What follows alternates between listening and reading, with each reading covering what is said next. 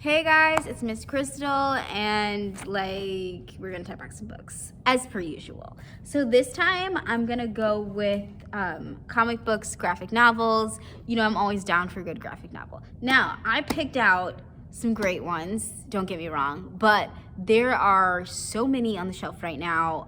So just come and peruse. It was actually really difficult for me to choose which ones I was going to pick today. So here we go. I'm gonna start with my middle school ones, and then I'm gonna go on to my high school ones to try to keep it moving and keep it fair. Okay, here we go. Cupcake Diaries. So I don't know if you guys know this, but Cupcake Diaries is a extremely popular middle grade series. Mostly young ladies are reading it, and there's tons of those prose novels on the shelf right now, tons of them. But this is their first graphic novel. So I love to showcase when a series has taken a turn and decided to go with a new medium. That's always really fun. These graphics are full color illustrations, so I think that it especially is appealing to the younger audiences because they love full color. So this one is about Katie. Her friend basically kind of left her in the lurch upon entering middle school, as happens to a lot of people, and she's part of this popular crowd. Katie unfortunately doesn't make the cut, and she kind of is looking for friends, and she finds them in the form of these girls who are kind of unpopular, and they form a cupcake club. Drama ensues. Okay, so basically, if you like Babysitter's Club, or you like anything by Raina Telgemeier, or you like Roller Girl or whatever, yeah, read this. Okay, next one, The Legion of Forgettable Supervillains.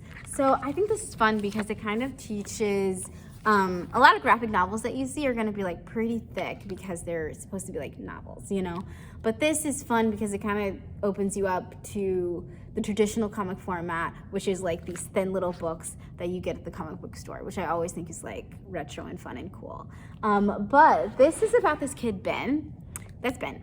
And he comes from this, his granddad was basically the equivalent of Superman, and he's just not measuring up, and he feels like he never can measure up. And so instead of trying to do that anymore, he decides that he's gonna be a supervillain, and chaos ensues. It's very, very funny. I think anyone would enjoy Ben's shenanigans. This one's also full color, so yeah. Okay. These are gonna be my older kids, my high school kids. Here we go. Okay, so Nubia and the Amazons. I personally had never heard of Nubia before, probably because I'm not a huge, fun fact, I'm not a huge superhero comics person. So I don't know much about classic superheroes, if you get me down to it. But Nubia, she apparently is in many arcs that they have for DC, and this is a DC comic, she is Wonder Woman. She's another Wonder Woman, or she's Wonder Woman's, twin sister, or she's future Wonder Woman. So she's sort of this pseudo character for that, okay? And they put in the Amazons because she, in this, which collects issues 1 through 6 of her character arc, of her new character arc, she is becoming queen of this place called the Messira, and it is the same place that Wonder Woman comes from. So think all women, Amazonian, Aphrodite's Law, very cool. So she's a warrior queen, lots of fights and things ensue because of political intrigue. What else is there to know about her? She's awesome. And I think that there's something going with this. I feel it's very Wakandan, you know? Okay. Space Trash. Oh my God. I read this last night and I loved it. When I tell you I loved it. It was so good. The pictures are so cool. The atmosphere is so nostalgic and fun and interesting. It is an oversized book, so it's not the funnest to carry around, you know? So I do recommend reading it in one night like I did. And it's about these kids, Yuki, Una, and Agatha. These are these kids.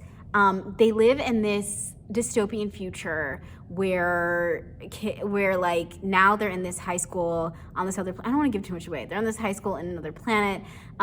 They are not connected to their parents.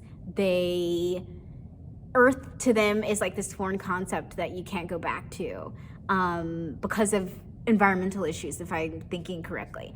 And so they decide though that they are gonna go back to Earth because like being here sucks. Yeah, I don't know. And they meet these other girls in detention. I know I'm explaining this really badly, but I promise you, like, so much fun. Like, give it to some high schooler, you know, so much fun. Okay, that's it. I ran a little long, sorry about that. Yeah, that's it. I'll see you next week. Bye.